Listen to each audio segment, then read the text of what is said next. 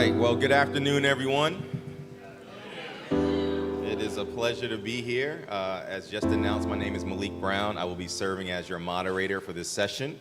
I want to take a moment to thank Shannon Morales and the Diversitech team for putting this amazing conference on. Let's give them a big round of applause.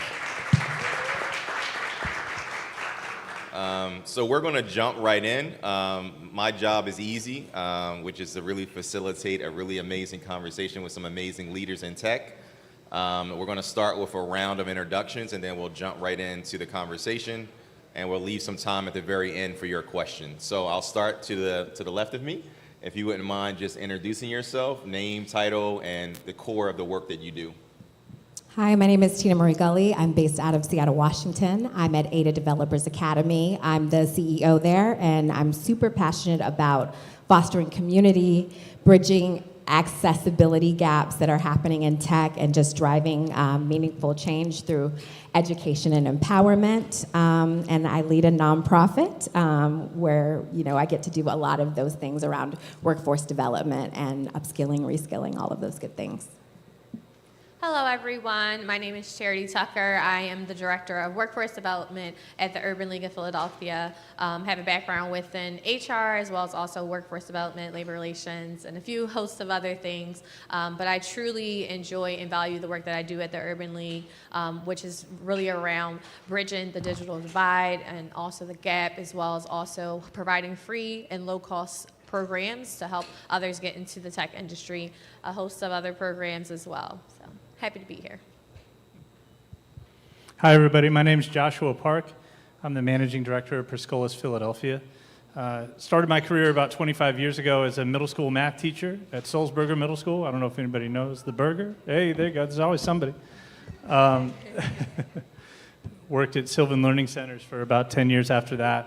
Got my start in workforce development working for the West Philadelphia Skills Initiative, and last May joined the team at Perscolis. So I say it all the time, I'm a workforce guy, not a tech guy, but I will ask you deep questions to understand what you're talking about so that I can try to learn and help.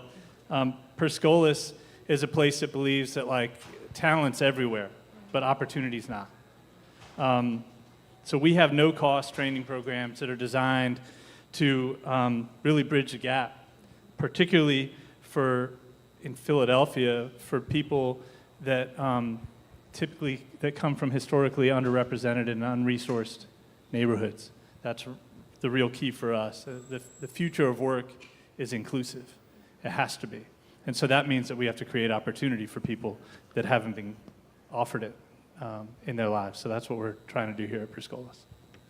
All right, well, thank you, Joshua. Thank you, Charity. Thank you, Tina. So let's jump right in. So the title of our session is Pathways to Economic Mobility Through Free Upskilling. I want to insert the word also reskilling for adult learners. This word economic mobility has gotten a lot of traction lately over the last few years. And for some nonprofits, it could mean, increases in income. For another nonprofit, it can mean how do you build wealth or asset accumulation through housing. So Charity, maybe you can start and just sort of anchor us to how do you define economic mobility? Yeah, I would say economic mobility is definitely influenced by being able to influence the areas as far as life-sustaining wages, as well as also career services, what we provide. At the Urban League of Philadelphia, we empower African Americans and other underrepresented communities in areas such as housing, workforce, youth and education, entrepreneurship, reentry, health and wellness, as well as also advocacy as well. So it could mean through our programming, someone is able to purchase a home from our first home buyers program, or it can mean that now they've been released from prison, they're in our programs, they're now able to get a job to make those life-sustaining wages and support their families as well. So, thank you. Great, Josh, want to chime in on that one? Yeah, I think at Perscolis we look at opportunity and education as being the key to economic mobility, right? I was just talking to a learner yesterday who's in one of our cybersecurity classes. His name's Dominic. And he was saying 5 years ago he was in the military. And that was where he first heard about cybersecurity, because he just knew people who were doing this work because they had a security clearance and he didn't. And he's like, tell me about it. I want to know what it is, you know? And they're definitely making more money than he was making. When he came out of that service, he just went back into like retail work that he had done his whole life, but he kept studying. You know, he kept looking at things on YouTube and trying to figure out what he could figure out and learn what he could learn. He tried to go to college, but it didn't work, you know? It didn't work for him. It didn't work for his bills. It didn't work for him to accumulate debt. And so recently he experienced a layoff and started going, maybe this is my time, you know, to make a change. And so he knew that he had this passion, and he started looking around at a bunch of different programs. Philly is deep with great tech training programs, and he came upon ours. And so he started our program about 3 weeks ago. I got to just meet him this week and talk to him about what he wants for his future. And I think that's that thing that he recognizes. He doesn't have experience in tech, but he's going to get this cybersecurity certification. He's going to keep studying because it gives him a pathway. It's free for him, and he's going to be able to build on that, whether that means he gets the cybersecurity job he wants right now, or he just gets that start, and he knows that in the next steps, you know, that at Perscolis, the proof is in the data, that we see graduates getting those initial placements and moving forward, getting the next placement, moving towards a thriving wage. And that's how we measure economic mobility at Perscolis. Thank you. So Tina, you know, in the green room, we talked a little bit about the idea of barriers. We talked about gatekeepers. I'm wondering if you can talk a little bit about why is it so important for organizations like your own to provide free or low skill, or low cost, I should say, upskilling programs to address the needs of underrepresented or marginalized communities? Yeah, this goes back to the question before. It's around economic power, right? We know that having access to high-paying jobs, being able to provide child care for your family, being able to not only buy your family a home, but maybe even your extended family help support that. So I think it really goes back to enabling communities to establish those kind of fundamental frameworks to build economic wealth. And so being able to have programs that are no and low cost means that it's more accessible to people. I think that's one reason why college is, you know, touted so highly, but a lot of people don't have access to it, or they're in a lot of debt for paying for it. So when you have a program that not only allows you to learn skills, but also, you know, have stipends with them, or some type of offset of costs, just allows for folks that maybe normally wouldn't have access to those types of programs to get that type of learning, applied learning, as well as learning in the classroom that they wouldn't typically get. Oh, thank you, Tina Marie. And Josh, piggyback on that a little bit. You know, the idea, you and I are both in the nonprofit ecosystem. We understand that oftentimes in our sector, we are addressing the needs of Black and brown communities. Can you talk a little bit about just the importance of offering, again, low cost or free programs? Yeah, I mean, speaking from my own perspective, I know that we can see those heat maps in Philadelphia, right? I don't know if you've seen them with like, where they show like, this is where the money is. This is where the economic mobility is. And those neighborhoods have been the same for years and years and years that are not getting to experience the same opportunity that other people get. So at Perscolis, what we do is we look to recruit folks that are from those neighborhoods, or coming from a space where they don't have that kind of income that other people might have, because we don't want to give this free programming, this great opportunity away to people that could afford it otherwise, you know?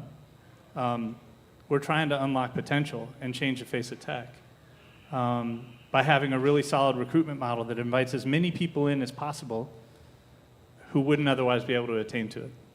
So that's what we do. And then we try to connect them to our network, connect them to their own networks more deeply, connect them to as many things as possible so that they can see that growth, supporting them all the way through. I might be getting away from the question, but no, I think you're doing great. And Charity, take us home here. You work for an historic, national civil rights organization, the Urban League. Big shout out to the Urban League. So talk a little bit about the work that the Urban League is doing to address the needs of underrepresented communities and the importance of low-cost programming. Yes. So at the Urban League of Philadelphia, me and my team, we run a host of programs within the technology space, one being Urban Tech, and we have free and low-cost programs. Last year, we were able to do a program for a professional Scrum Master and also data analytics. We're able to also partner alongside great organizations like Trabaja, shout out to Shannon, who helps us with Champion this initiative and also being able to provide those free and low-cost programs. In fact, a few of our participants and graduates you may actually see walking around right now with the tribe shirts on. So just being able to create spaces, they're very authentic. Another organization we work with also is Thanksgiving, and they're also another Black-owned organization. They represent exactly what we want our students and also alum to represent as well. And I think that being able to provide that free programming takes away from those barriers. We also make sure that we include programs around just financial wellness and increasing that financial stability so individuals can attain those accreditations as well as also certifications and then be able to get new jobs and higher paying wages. And it also enhances the overall city as well. And I think when organizations that we're able to partner alongside, they see our participants and they then end up hiring them, it increases the economy overall. All right, well, thank you. So let's transition to the next topic. So Tina Marie, there's a lot of programs in Philadelphia and Greater Philadelphia. I imagine there are lots of programs in New York and DC. And sometimes the market can be really saturated with a lot of, programs, and oftentimes those programs may not have the kind of impact that we want to see. So can you talk a little bit about the importance of aligning these upskilling programs with market demand in emerging industries? Yeah, I think that is an amazing topic. I mean, I think right now, especially with AI and, cybersecurity, it's really important to make sure that the program that you invest your time in, even though it's a free program, your time is not free, right? And so you want to really make sure that the program that you're investing your time in is up to date, that they are doing their analysis, that they are constantly looking at what tech stack is important, what is the industry not only on a micro but also on a macro level asking for. What might be popular in my area of Seattle might be totally different than what's popular in Philly or what's popular in New York. So it's really important to be part of a program that really understands those nuances. And then also, as you're part of the program, it's important for you to look at the demand of the type of job that you want. You have to start networking early. You have to do multiple internships, multiple projects. So really making sure that, you are making sure that the program that you're in is allowing you to grow and be, the best, part of yourself to establish a foundation for your career in tech. Thank you. Josh, you want to jump in on that? Yeah, actually, if you don't mind, I was, the question about market demand. I already said I'm not a tech person, but I love a good data set. And I've got my notes. I'm going to read it because I love a good data set that tells a good story, right? And so this is some stuff. It's from 2023, which is like real slow in the tech space, right? But we're waiting on the 2024 numbers to come in from the U.S. Department of Labor and from Lightcast. In the 30 largest metro regions in the U.S., which Philly is top 10, there are 10 million working age adults that have at least a high school diploma but earn less than $25,000 a year. Right? Wow, I heard. Yeah, wow.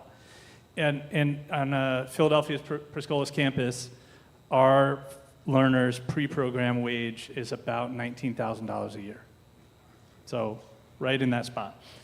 The same regions have 1.4 million tech jobs that don't require a four-year college degree and earn on average $54,000 a year, starting wage, right? The tech workforce, in order to look like we look in our country, requires 500,000 new Black and Latinx technologists and 335,000 women to have equitable representation across the John, right? The John. I'm going to use the word John. Philly? Okay, Philly. You get there, Tina Marie. We'll get you that John soon. In Philly, and sorry it's going on, but like in Philly, in 2023, there were 54,000 tech job postings in 2023. Median tech wage of $102,000. That's all the jobs. But there's your market demand. It's there, right? The jobs are there. And we know who's getting cut out of those jobs, so we know who we need to be serving to create more equitable access to those jobs. Our graduates are entering the tech space with salaries starting at $40,000 plus per year when they get that first job after they graduate from our program. At Perscolis, we do A+ certification tracks, and we also do a cybersecurity class with a CISA Plus. And then graduates can connect to something we call the Career Accelerator, which is a bunch of free asynchronous and synchronous classes. I see David Byard is one of our instructors in the room right now. He just finished his Net Plus certification class back in February, so kudos to David for continuing to grow. Yeah, you give it up for him. Graduates who are upskilling in our Career Accelerator that earn certifications are making $11,000 more a year than graduates who don't. So that pathway is helping them to move towards that thriving wage, because not all those $102,000 a year jobs are ones that we can attain to just getting an A+, right? But if you keep growing, the market does have a demand in Philadelphia. And then moreover, I'll share this last thing, is that the thing that I love about Perscolis is that without being super specific about it, we are serving the Black and brown community more than we are anybody else. We're serving women to try to upgrade the representation in these spaces. 88% of our learners last year identified as people of color, and 42% identified as women. So we're reaching people that aren't historically being reached, and we know that we're doing it in a city that has opportunity. It just needs to be shared. It just needs to be spread more evenly. And no cost is the way to do it, I think. Well, thank you for that, Josh. I think that's a mic drop hand. That's definitely a mic drop, particularly after the use of the word John. So thank you Thanks for for that. letting me use these Johns to say that. Charity, let's talk a little bit about the ecosystem, right? So we know that partnerships and collaboration and coordination is really important, right? If we really want to have meaningful impact, right?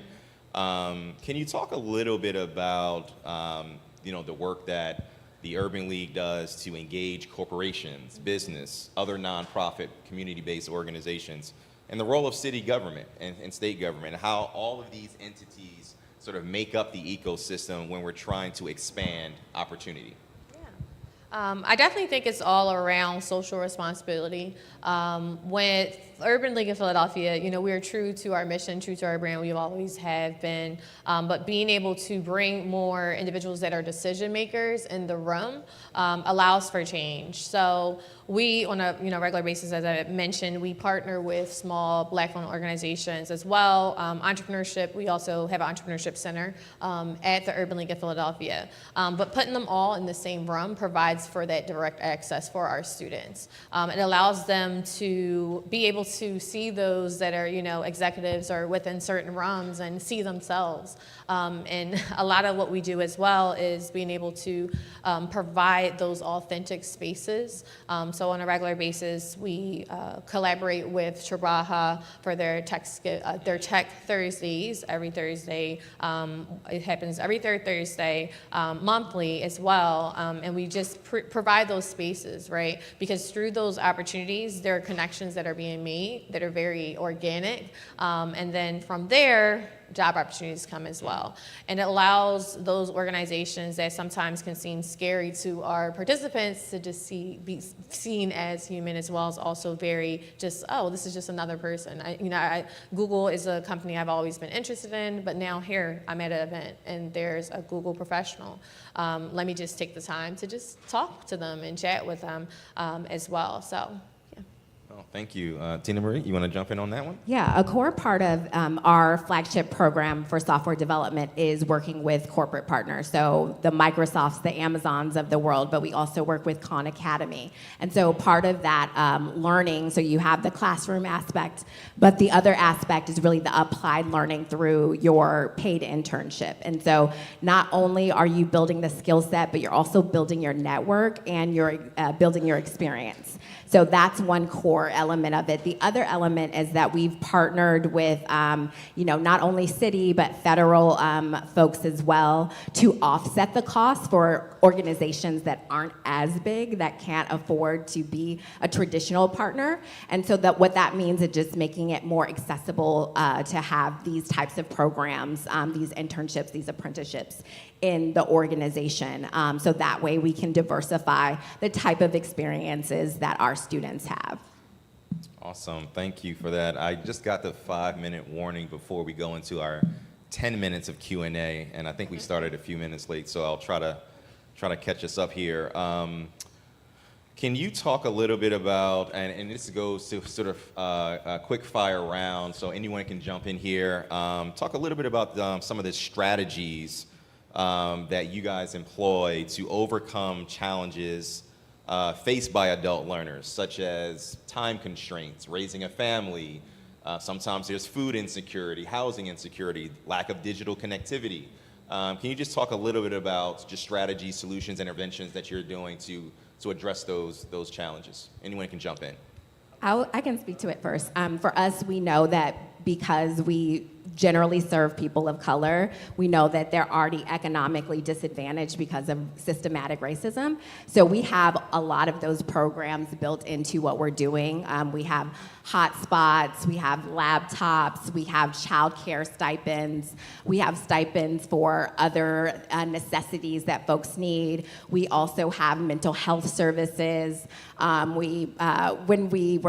we went totally digital, we had reimbursement for public transportation. So those are all things that are really important. The other portion that's really important too is we have no interest loans, because when you are in our program, you have to be committed, but we also know that you have bills to pay and family. And so we really want to make sure that not only are you going to be successful doing the education portion of our program, but you also don't have to worry about your bills. So, that was something that's really important. And then, when you graduate and you're hopefully making, I think on average, our students make around $107,000. When they graduate, they're gonna be able to pay off that, short-term loan that they've received.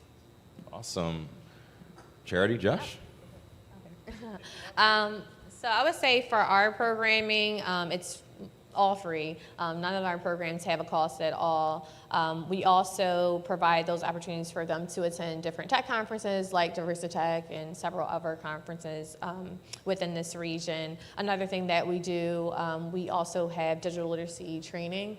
So there are those times where, some people, some of our, I would say participants, they may just be getting used to, using the internet. So how do you get them from learning how to use the internet all the way to being in a certification program like that? Another thing what we do as well is we also provide stipends. So some of our programs will provide stipends from $300 to $700 for them being a part of the program as well. A lot of times when we have events, we also make sure that we provide the food. We know the food is important, and connecting with other businesses as well. And another thing is we make sure that we're also incorporating other wraparound services that we provide. So like I said, we have our Department of Reentry, we also have housing, and sometimes our participants are having barriers such as like housing insecurity. So how can we assist them? So we normally take them in, do career coaching as well, and just really see what they need and see how we can best support them. And if we're not able to support them, we find organizations that can support them as well. Right, thank you. Yeah, at Perscolis, it's a multi-pronged approach, just like any job search or any network. In Philly, there are so many good organizations doing great supportive work. I'm trying to make sure that we're not trying to be experts where somebody else already is. If you need professional clothing, we know Career Wardrobe. We know our closet. If you need a laptop, we got a few loaners, but don't bother David too much about it, because we got a few. But Drexel's Excite Center, Temple University has a digital equity center, and they have programs that if somebody is applying to our program and they're going to start in a few months, if you want to get a free laptop, we can connect you to those folks, and you can do the work you need to do with them to get that laptop before you start, right? If you're struggling with as an unhoused person, we know folks at Project Home. Often the reason why people don't start when they've applied, like we do run out of room, but a lot of times people are telling us after an interview, like, I'm not ready yet, because it is a full-time, like 13 to 16 weeks, Monday through Friday, 8 to 4, 8 to 5 if you're staying for office hours, or 9 to 5 if you're staying for office hours. But from the time you apply at Perscolis, you can get connected to our learner support team to help you plan on how you're going to do the thing. We've got financial coaches on that team. We've got MSWs on that team that help folks all the way through from the time they apply all the way to 2 years after graduation. So whatever's going on for you, we can provide support. But if somebody else has a really cool program, like I know I need to get connected to Episcopal Community Services, because their coaching program, their long-term coaching program, is a huge value in Philly, and I want to get connected to it as soon as my team is ready to grab onto that, right? We also have a 0% loan. I can't believe we didn't talk about that stuff. $3,000 that folks can get when they join the program, and they don't have to start paying it off until they're making at least $40,000 a year. And if they're not, they defer it, and they defer it, and they defer it until it gets forgiven. If you start paying it off, you're making 3 times what you were making before the program, so it shouldn't be that hard to pay it off. But it helps people to graduate more often. It helps more women in particular are joining our programs because of that 0% loan. It's making a lot more things possible. Well, I've been deferring my loan since 2000 when I graduated. So still paying them off. All right, well, we're about to take some questions from the audience. I did want to just say to the audience that a lot of the responses have been contextualized to those demographics that the nonprofit sector typically serves. But I do want to say that the term adult learner is really broad. Right? We all are adult learners in some way. We all have family members, friends, neighbors who are adult learners. And because we have so much income and wealth inequality in our country, there's really not a lot of difference now between, low income and middle income, right? We're all trying to figure out how do we, increase our personal income statements and our personal balance sheets. How do we put more money away for our kids? How do we give more to our places of worship? And so I just kind of wanted to say that, because if you don't hear yourself in some of the comments, in terms of, what we were talking about, it doesn't mean that these organizations can't help you or help folks that, may need, some reskilling or some upskilling. With that, we have about 5 to 8 minutes for questions. I see that the gentleman, I have my glass. I don't have my glasses on, so I hope I said that correctly, because I don't have any glasses. I can't see more than 5 feet away from me, so I think there's someone in red that, yeah.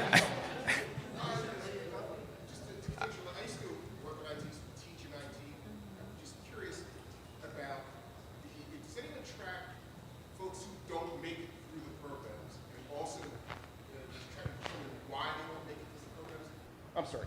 Thank you. I'm just curious as to whether or not anyone keeps track of the people who don't make it through the programs and why that occurs. Does anyone quantify that stuff?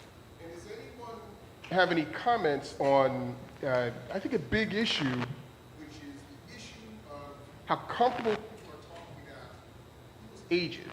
You saw it in the last election. People were very uncomfortable talking about gender, very uncomfortable talking about race or any sort of ethnicity or anything like that. They had no problem saying someone is too old for X or Y or Z, and that comes up in hiring decisions all the time, often really subtly. So I'm very interested in trying to get a sense of the age demographics, participate in those things. Does anyone reach out to older potential students? Does anyone keep track of people who don't make it through? Thank you for your question. I can speak to that. So usually when people don't make it through, it's one of two things. They've had like a a medical emergency or they've had a life change. So really, in terms of the people that don't make it through, it's few and far between. We've also had people come back later, so that's a great story to tell. I love saying that. Another thing, when you're talking about the age and the demographic, a lot of what we do at Ada Developers Academy is making sure that we're teaching our workplace partners how to be inclusive, and that means inclusive of age. And the folks that are in our program span from 24 to 47. So and obviously we've had people that are older than that and younger than that, but we have a good range of different types of generations in our program, and we encourage workplaces to promote diversity of ages and wealth of knowledge as kind of like a superpower versus looking at, hey, you only have to be in your 20s to be a tech guru. Our last IT support cohort, we had a 19-year-old who had just graduated from high school in June of 2024. She's in a week of training with a company called United Tote. They flew her down to Louisville, Kentucky. She was like, I can't believe I'm in Louisville. She just emailed me yesterday, said so excited, but she was the first person in that whole class to earn her A+. She's a killer. But and then the oldest in that class was 54. And it was just somebody who had actually been working in the workforce system in Philly for a long time and wanted to make a change and wanted to see something different and had a passion for tech. Our average age is like 33 in our classroom. So we're a tech organization that tends to work with folks that are a little bit older. And I would agree, in my 10 years of working in workforce in Philly, the biggest reason why people don't complete a program is because they can't maintain the attendance commitment. But that's not really why, right? It's like what's going on in their life that when they started, they thought they could do it. And halfway through or in the first 2 weeks or whatever it is, they're like, oh, something happened, Hopefully the fact that a lot of these programs are no cost means that they're not incurring debt that they have to carry with them when they're not able to do it. At Perscolis, we don't enroll folks until after the first week. So that if they decide in that first week, like this isn't, now I'm seeing what it is. The other thing that happens at Perscolis is like a couple of years ago, as a large organization, we went, let's look at our recruitment model and see what it looks like for somebody to walk through this path and see if it really makes sense from a user design spectrum, right? Side of the table. And so they revamped a whole lot of stuff, including talking earlier and more often about what that commitment is that we're asking people to make when they come into this program, not because we're being demanding of you, but because this is what it takes. So how can we make sure that you're ready? So a big part of our interview with each individual person, which is like an hour-long interview for every individual that gets interviewed to get into our program, is a barrier assessment to ask them very clearly, like, what are you doing right now to make money? What is your plan? Not that I'm going to solve that for you, but let's put these things out on the table. You have childcare issues. Who's going to watch the kids? Who's going to take them to school? Who's going to what, right? What's your plan? And then let us be a part of your network that maybe can help you solve it, connect you to some other spaces to do that so that hopefully more people can get through. And then I'd echo too, we do see people come back, when they leave, the team is making a decision are they allowed back? And most of the time we're marking people in the system of course. Because if 6 months down the road, we don't know who they are anymore. If they want to come back, come show us who you are. Let's do this thing again. Thank you. Charity, I'm going to pause and we'll have the next question go to you. Okay, well, someone here on the front row, I believe the color is brown. Is that right? Okay. Thank you. Hi, I'm Jessie. I'm coming from the nonprofit consulting realm, and I'm glad that you touched on the piece about the recruitment process. I'm thinking a lot about what does it look like a part of your outreach for folks who don't know about tech being a lucrative opportunity, right? So here I am, I already know about tech, I know how to look around, versus folks who aren't even aware. So I would say we also have programs. One of our main programs is Ready to Work, so it's for ages 18 to 34. And sometimes we do have individuals after 34 that are interested in the programming, but we also do a lot of career coaching, attending events, going to job fairs, connecting with community college and other organizations as well to be able to share our programming within the tech space as well. So I definitely think it's a matter of building those relationships and connections with those organizations that service. We work a lot also alongside organizations such as like homeless shelters. A lot of times you also do see those that, like I said, we have those digital literacy programs where they're just trying to figure out how to use Word and things like that. There's an organization during Cypher at Drexel University. They connect with everyone around that digital literacy lens, as well as also once getting, I believe it's at 85%, you can receive a free laptop. So we've had individuals that have gone through some of our career readiness programs, and then from there, we're like, hey, we want to see you in our Scrum Master program, and have had them go from learning how to navigate the internet to now having their certification and being able to have a living and sustainable wage as well. Thank you. We have time for 2 quick questions, and they mean quick. So this hand right here. Greetings, my first time here. I'm really glad y'all came. So my question is, I'm a new graduate. I just graduated FAMU, and it's been real hard out here in this economy for a graduate for an entry-level job. And I was wondering, for engineering, what program should I use to get an entry-level job? Like, what type of programs I could look for? Yeah, I mean, I think you have to look at the area that you're in and what programming language, makes sense for either where you want to live, where you live now, or the types of programs or the type of companies that you want. Obviously, I'm always going to say Python because that was one of the languages that I love. But I think more than anything, you have to do your research to see like what is out there based off of, what the industry is in, what's in demand in the industry, what's in the market. I think more than anything, you have to network, you have to get out there, you have to do 2 and 3 and 4 internships, you have to go to events like this and just put yourself out there. All right, and then one last question. I took a question from the front row already, so I like that. Very, very good on your feet. Very good on your feet. But I'm gonna have to go to a different but I appreciate the creativity and the innovation. Came all the way from Tucson just to get shut down. Right? Nashville, Tucson. Yeah, that was cool. That was cool. I should have tried that as well. But how you doing? My name is Daniel Adeyanju. I just appreciate you all for being co-laborers in the life-changing business. Y'all are changing lives through this work. So just give them a round real quick, if that's okay. I've been in the workforce space for a while myself, most recently at the Knowledge House, and I like to say I grew up in the workforce because my dad used to teach A+ in the 90s. He used to build computers. Since then, the bar has raised. We just had a pandemic, and now more people are in the tech space. You talked about networking. You talked about some of those soft skills. If we can go a little bit deeper, because now there is an elf in the room by the name of ChatGPT who is actually quite good at coding. Code generation. So now the bar has raised. What are some of the things that you're thinking about differently than you did 5-10 years ago about how to get people competitive for this highly competitive landscape?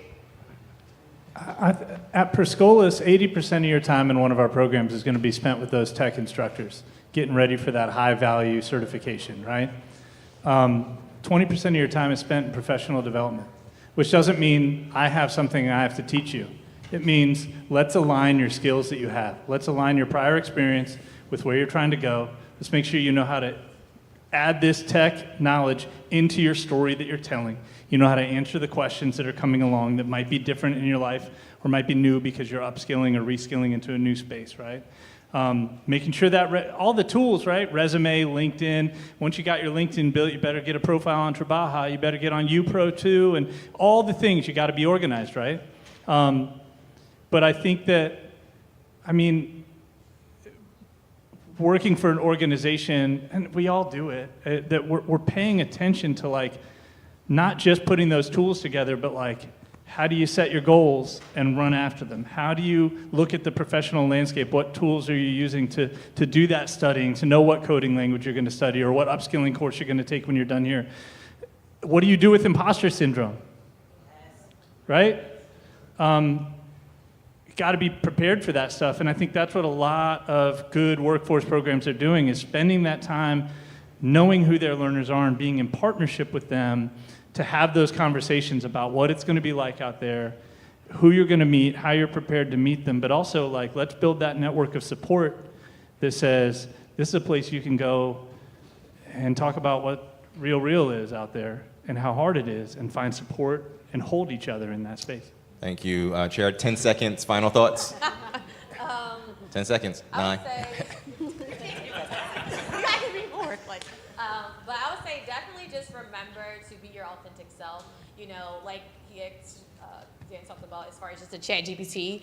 A lot of people can lose themselves within ChatGPT, and a lot of what we do within our programming is to empower individuals to be their authentic selves and just know that they can achieve anything. Just, you know, make sure that you're partner along organizations like ours to help you. But at the end of the day, it's going to be you that gets you into that door.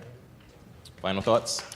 Yeah, I think the main thing is always being adaptable. So not only are we adapting our programs based off the need of the market, but also the need of employers. And so we're constantly changing those things. And it's important for yourselves as people looking for jobs to constantly be adaptable as well. Look at it as, you know, you're ever evolving and learning. And if you see something and it looks cool, check it out, work on a project, you know, just get that experience in. Great. You all give them a big round of applause. Joshua, Charity, Tina Marie. Malik Brown, everybody. And thank you to Diversitech, Shannon. Thank you.